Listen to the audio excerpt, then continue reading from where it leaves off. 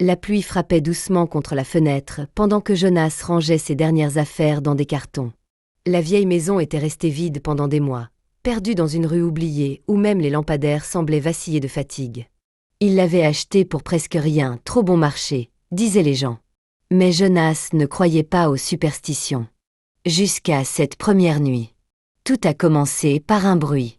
Un léger grattement, comme des ongles traînant lentement le long des murs. Jonas soupira, pensant à des souris. Il se tourna dans son lit et remonta la couverture. Mais le bruit ne s'arrêta pas. Il se déplaçait. Du mur, au plafond. Ses yeux s'ouvrirent brusquement. Lentement, il se redressa. Le grattement devint plus fort, plus aigu, plus proche. Puis, soudain, le silence. Jonas retint son souffle. Et alors, il l'entendit. Un murmure. Jonas.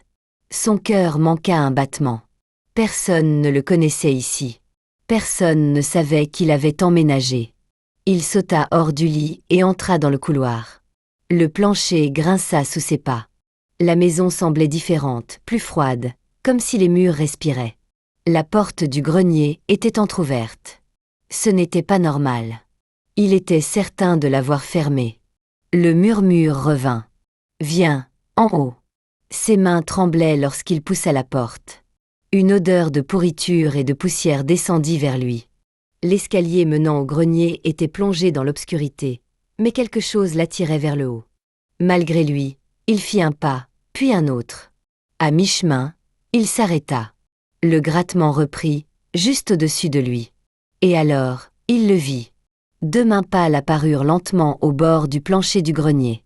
Les doigts étaient anormalement longs, tordus à des angles impossibles. Puis un visage surgit, ou ce qu'il en restait. Des yeux creux, noirs et vides, le fixaient. Sa bouche était trop large, déchirée presque jusqu'aux oreilles.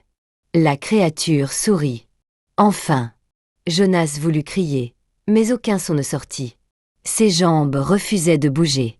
La chose rampa en avant, son corps se tordant comme celui d'une araignée. Chaque mouvement produisait ce grattement horrible. Puis elle sauta. Jonas tomba en arrière dans l'escalier, sa tête frappant les marches. Tout tournait. Il entendit la créature se rapprocher, plus vite maintenant. Il se releva en trébuchant et courut vers la porte d'entrée. Ses mains glissèrent sur la poignée, fermée. « Non !» murmura-t-il.